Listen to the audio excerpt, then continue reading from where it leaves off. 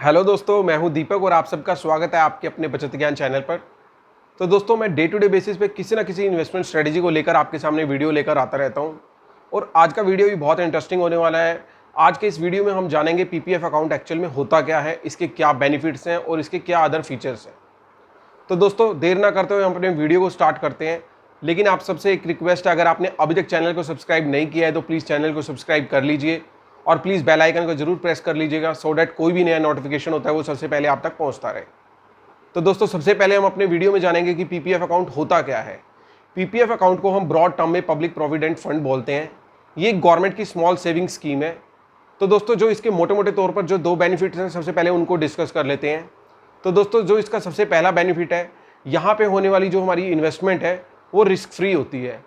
Because यहाँ पे जब हम पीपीएफ अकाउंट कोई भी अपना ओपन करता है तो वो जो अकाउंट होता है वो सारे रेगुलराइज बैंक या फिर पोस्ट ऑफिस में ओपन होता है और जो उसका मैच्योरिटी पीरियड होता है वो ऑलरेडी डिसाइडेड होता है और यहाँ पे की जाने वाली जो इन्वेस्टमेंट होती है उसमें कोई मार्केट का एक्सपोजर नहीं होता। तो दोस्तों, हम कह सकते हैं कि यहाँ पे की गई इन्वेस्टमेंट हमारी रिस्क फ्री होती है। तो दोस्तों, अब बात आती है इसके सेकंड बेनिफिट की। तो दोस्तों, इसका जो सेकंड बेनिफिट होता है, यहाँ पे जो मिलने वाली रिटर्न है वो टैक्स फ्री होती है। इसका मतलब ये है कि दोस्तों, जो हम यहाँ पे इन्वेस्टमेंट करते हैं, जो भी हमें उस पर रिटर्न मिलती है, जो भी इंटरेस्ट हमें उस पर मिलता है, उस पर कोई टैक्स नहीं लगता। जब उसकी मैच्योरिटी होती है हमारे पीपीएफ अकाउंट की, जो टोटल अमाउंट हमें लमसम मिलता है उस पर भी कोई टैक्स नहीं लगता। क्योंकि दोस्तों, यहाँ पे जो मिलने वाली रिटर्न है वो अंडर सेक्शन 80C के तहत उस पर अप टू 1.5 लाख तक की इन्वेस्टमेंट पे हमें टैक्स पे रिबेट मिलती है। तो दोस्तों, ये तो थे इसके दो मोटे मोटे बेनिफिट। अब हम बात कर लेते हैं इसके अदर फीचर्स के बारे में। तो दोस्तों, सबसे पहले हम जानते हैं एलिजिबिलिटी। तो दोस्तों, यहाँ पे सबसे पहले हमें ये जानना जरूरी है, यहाँ पर कोई भी अपना individual Indian resident account open कर सकता है। एक व्यक्ति एक टाइम में अपना एक ही पीपीएफ अकाउंट रख सकता है।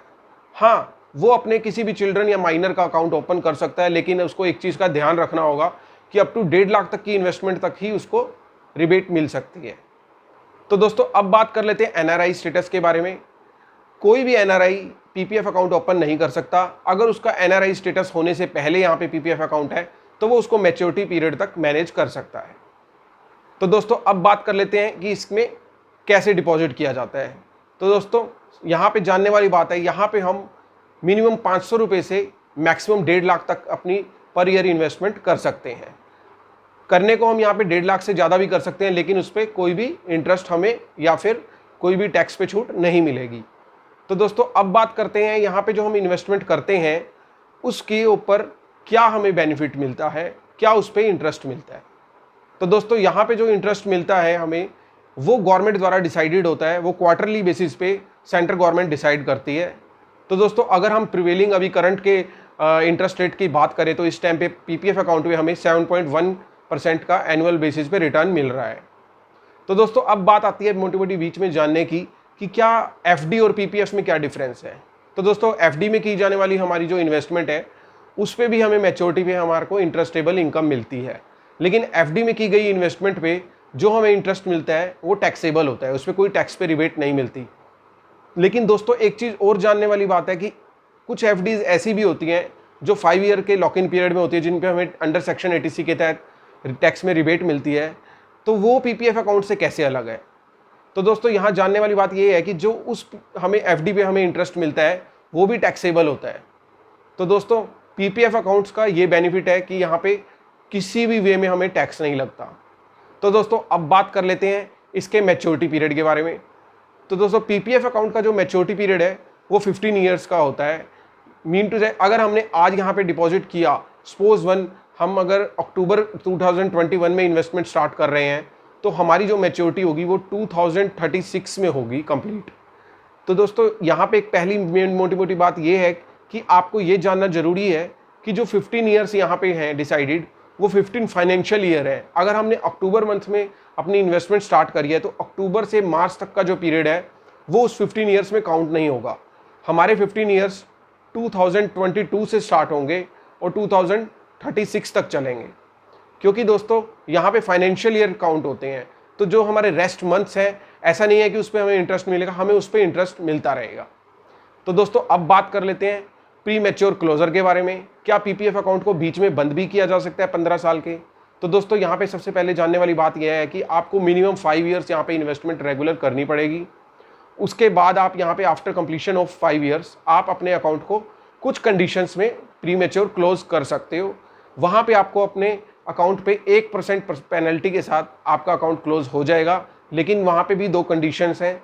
एक कंडीशन है कि आपको कोई सीरियस इलनेस ना हो, अनटिल अनलेस आप यहाँ पे अकाउंट क्लोज नहीं कर सकते, या फिर जो भी अकाउंट होल्डर है उसको अपनी हायर एजुकेशन का रीज़न दिखाकर भी वो अकाउंट क्लोज कर सकता है। तो दोस्तों अब हम बात कर लेते हैं पार्शियल विड्रॉल के बारे में। तो दोस्तों यहाँ पे पीपीएफ अकाउंट पे आप पार्शियल विड्रॉल भी ले सकते हैं और अपने पीपीएफ अकाउंट पे लोन भी ले सकते हैं। तो दोस्तों उसके लिए क्या कंडीशन है, उसके लिए आपको आपके 3 फाइनेंशियल ईयर तक इन्वेस्टमेंट होनी चाहिए मिनिमम। उसके बाद आपको आफ्टर 3 ईयर ऑफ कंप्लीशन आप 3 to 6 ईयर तक के पीरियड के लिए वहाँ पे अपने जो पीपीएफ अकाउंट में इन्वेस्टमेंट है उस पर लोन ले सकते हैं। वहाँ पे आपको 1% का इंटरेस्ट रेट पे करना होगा। तो दोस्तों अब बात करते हैं पीपीएफ अकाउंट को हम कहाँ ओपन कर सकते हैं।